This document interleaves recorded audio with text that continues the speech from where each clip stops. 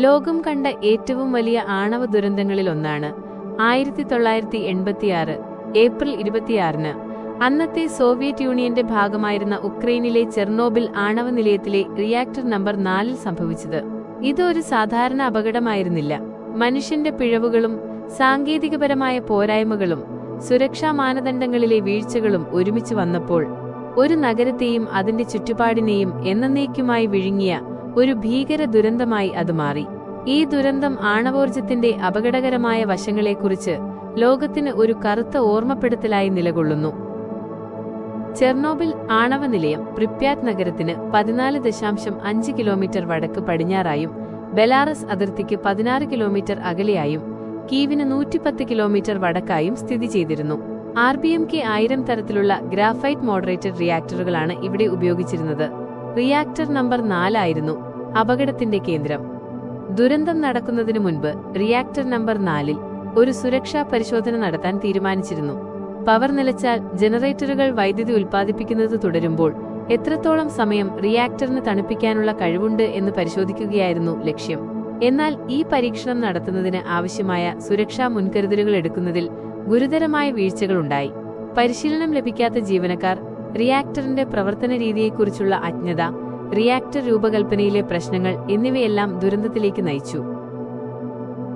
1986 April 26-ന് പുലർച്ചെ രാത്രി 1 മണി കഴിഞ്ഞ് 23 40-ന് പരീക്ഷണം നടക്കുന്നതിനിടെ റിയാക്ടറിന്റെ പവർ പെട്ടെന്ന് വർദ്ധിക്കുകയും നിയന്ത്രണം വിട്ടുപോവുകയും ചെയ്തു.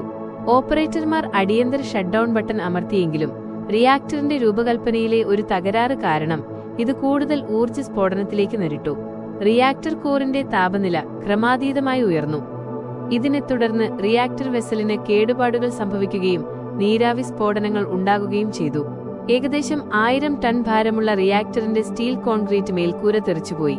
ഈ സ്ഫോടനങ്ങൾ റിയാക്ടറിലെ ഗ്രാഫൈറ്റ് മോഡറേറ്ററുകളെ വായുവുമായി സമ്പർക്കത്തിലാക്കുകയും അത് തീപിടിക്കാൻ കാരണമാവുകയും ചെയ്തു.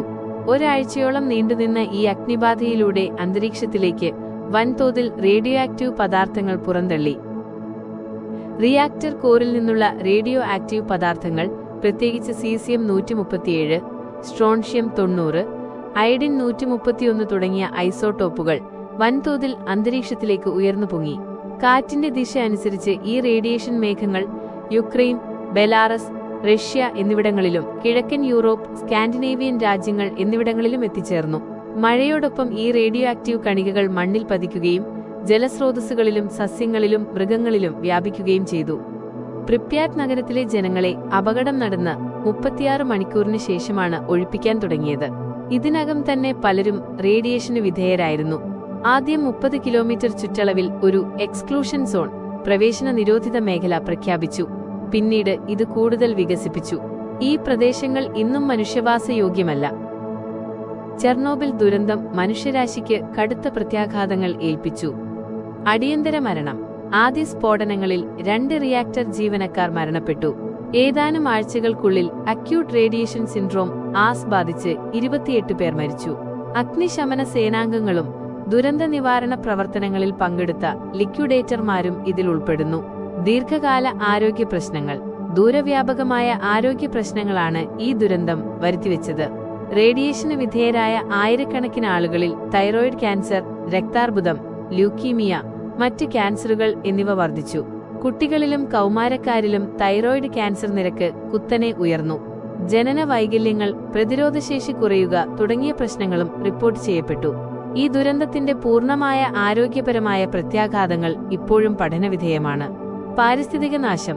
ചെർണോബിൽ ദുരന്തം ഗുരുതരമായ പാരിസ്ഥിതിക നാശമുണ്ടാക്കി. Red forest. റിയാക്ടറിന് സമീപമുള്ള മരങ്ങൾ റേഡിയേഷൻ ഏറ്റ് ചുവപ്പ് നിറമാകുകയും നശിക്കുകയും ചെയ്തു. ഈ പ്രദേശം റെഡ് ഫോറസ്റ്റ് എന്നറിയപ്പെടുന്നു. മണ്ണ്, ജലം, വായു മലിനീകരണം. മണ്ണും ജലസ്രോതസ്സുകളും റേഡിയോ ആക്റ്റീവ് പദാർത്ഥങ്ങളാൽ മലിനമായി. ദീർഘകാലത്തേക്ക് കൃഷിയും മത്സ്യബന്ധനവും അസാധ്യമാക്കി. ജൈവ വൈവിധ്യത്തിന് ഭീഷണി. മൃഗങ്ങൾക്കും സസ്യങ്ങൾക്കും റേഡിയേഷൻ വലിയ ദോഷകരമായ പ്രത്യാഘാതങ്ങളുണ്ടാക്കി. പല ജീവികളുടെയും പ്രത്യുൽപാദനശേഷി കുറയുകയും ജനന വൈകല്യങ്ങൾ സംഭവിക്കുകയും ചെയ്തു. എന്നാൽ മനുഷ്യവാസമില്ലാതായതോടെ ചിലയിടങ്ങളിൽ വന്യജീവികളുടെ എണ്ണം വർദ്ധിച്ചതായും കാണാൻ കഴിഞ്ഞിട്ടുണ്ട്. സാമൂഹികവും സാമ്പത്തികവുമായ പ്രത്യാഘാതങ്ങൾ. ലക്ഷക്കണക്കിന് ആളുകളെ അവരുടെ വീടുകളിൽ നിന്ന് ഒഴിപ്പിക്കേണ്ടി വന്നു. ഇത് വലിയൊരു സാമൂഹികവും മാനസികവുമായ ആഘാതം സൃഷ്ടിച്ചു. കൃഷി, വ്യവസായം, ടൂറിസം എന്നിവയെ ആശ്രയിച്ച് ജീവിച്ചിരുന്നവർക്ക് വലിയ സാമ്പത്തിക നഷ്ടങ്ങൾ നേരിട്ടു. ദുരന്തത്തിന്റെ ശുചീകരണ പ്രവർത്തനങ്ങൾക്കും സുരക്ഷാ നടപടികൾക്കും കോടിക്കണക്കിന് ഡോളർ ചെലവായി. ചെർണോബിൽ ദുരന്തം ആണവ സുരക്ഷയുടെ പ്രാധാന്യം ലോകത്തിന് കാട്ടിക്കൊടുത്തു. റിയാക്ടർ രൂപകൽപ്പനയിലെ പ്രശ്നങ്ങൾ, സുരക്ഷാ മാനദണ്ഡങ്ങളിലെ അപര്യാപ്തതകൾ, മനുഷ്യന്റെ പിഴവുകൾ എന്നിവയെല്ലാം ഒരു ദുരന്തത്തിലേക്ക് നയിക്കാമെന്ന് ഇത് ഓർമ്മിപ്പിച്ചു. ഈ ദുരന്തത്തിന് ശേഷം ആണവ നിലയങ്ങളുടെ സുരക്ഷാ മാനദണ്ഡങ്ങൾ ലോകമെമ്പാടും കർശനമാക്കി.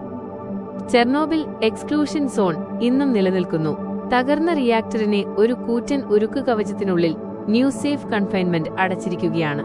ഈ പ്രദേശത്തെ റേഡിയേഷൻ അളവ് ഇപ്പോഴും വളരെ ഉയർന്നതാണ്. വരും നൂറ്റാണ്ടുകളോളം ഈ മേഖല മനുഷ്യവാസയോഗ്യമാകാൻ സാധ്യതയില്ല. ചെർണോബിൽ ദുരന്തം ഒരു ദുരന്തത്തിന്റെ കഥ മാത്രമല്ല, മനുഷ്യന്റെ അതിജീവനത്തിന്റെയും ശാസ്ത്രീയ മുന്നേറ്റങ്ങളുടെയും കഥ കൂടിയാണ്. റേഡിയേഷൻ ബാധിതരെ ചികിത്സിക്കുന്നതിലും മലിനീകരണം നിയന്ത്രിക്കുന്നതിലും ഭാവിയിലെ ആണവ അപകടങ്ങൾ തടയുന്നതിലും വലിയ പുരോഗതിയുണ്ടായി. എന്നിരുന്നാലും ഒരു ആണവ ദുരന്തം ഒരു പ്രദേശത്തും ജനങ്ങളിലും എത്രത്തോളം ദീർഘകാല പ്രത്യാഘാതങ്ങൾ ഉണ്ടാക്കുമെന്നതിന്റെ ഒരു ഭയാനകമായ ഓർമ്മപ്പെടുത്തലായി ചെർണോബിൽ എന്നും നിലകൊള്ളും.